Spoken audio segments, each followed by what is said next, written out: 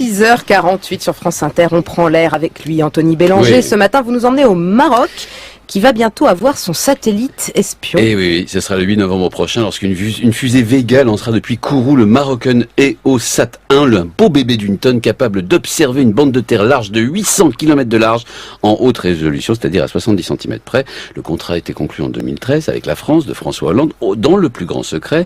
Il a coûté 500 millions d'euros au royaume chérifien. Il sera placé en orbite à 695 km d'altitude. Bref, un véritable petit bijou de technologie, mais surtout le Maroc devient le 3e pays africain à disposer d'un satellite espion après l'Égypte et l'Afrique du Sud.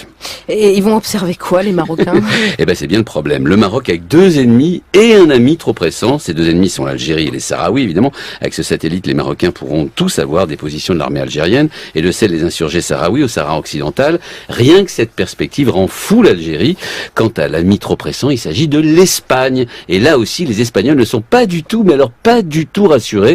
L'Espagne est le seul pays européen encore disposé, vous savez, de territoire en Afrique, en l'occurrence au Maroc, les enclaves de Ceuta et Melilla, mais il y a aussi d'un chapelet d'îles et de pignons rocheux collés à la rive marocaine. L'Espagne doit aussi avoir des moyens d'observation, j'imagine. Eh ben non, figurez-vous, l'Espagne a bien des parts dans des satellites espions français Helios, mais pas plus de 2,5%. Autrement dit, elle ne peut utiliser l'Espagne que 2,5% du temps spatial de ce satellite. Et puis quand ils en ont eu besoin, la France a fait la fine bouche. C'était en 2002, à propos d'un îlot espagnol appelé Perejil, occupé quelques jours par le Maroc. Impossible d'avoir des images satellites pour raisons techniques, ont répondu les Français, alors que le Maroc, lui, aura bientôt son satellite 100% du temps. Les Espagnols sont, comment dire, verts de rage.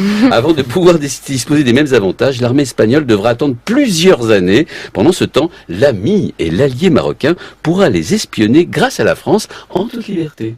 Tout va bien.